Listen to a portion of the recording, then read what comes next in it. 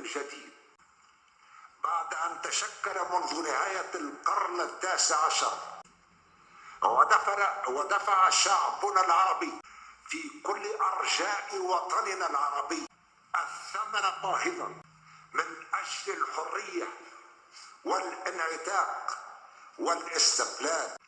وما زال أشقاؤنا في فلسطين يقدمون كل يوم تقريبا جحافل الشهداء والجرحى للتحرر من نير الاحتلال الصهيوني البغيض، هذا فضلا عن آلاف اللاجئين الذين لا يزالون يعيشون في المخيمات.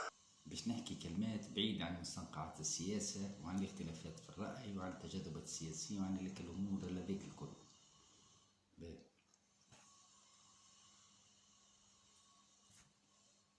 أنا لدي رئيس. أقول أنا حتى لا أتكلم عن غيري، مثل الذي يقول الشعب يريد،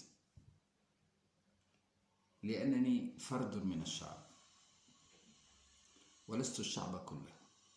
أتحدث وأعبر عن رأيي فقط، ولكنني سأتحدث عن الذي يمثل الشعب، الذي يمثل الشعب التونسي كله، الرئيس قيس سعيد.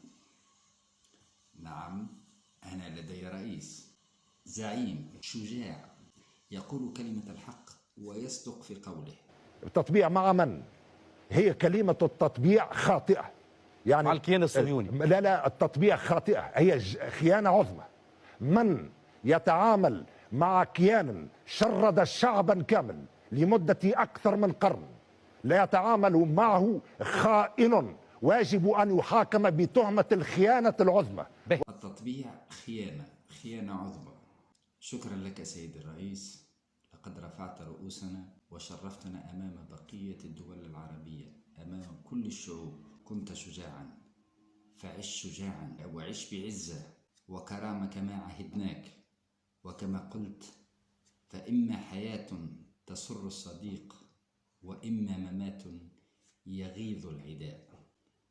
حفظكم الله ووفقكم في مسيرتكم وأرشدكم إلى ما فيه خير للبلاد والأمة العربية الإسلامية جمعاء.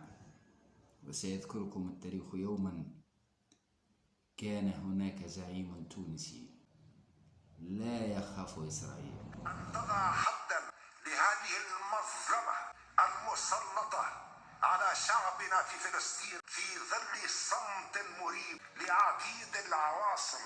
أن هذا العالم الذي هو بصدد التشكل اليوم لا يجب أن يتشكل مجددا على حساب أمتنا وعلى مقدرات شعبنا، بل نريد أن نكون شركاء على قدم المساواة مع من يريدون ترتيبه من جديد.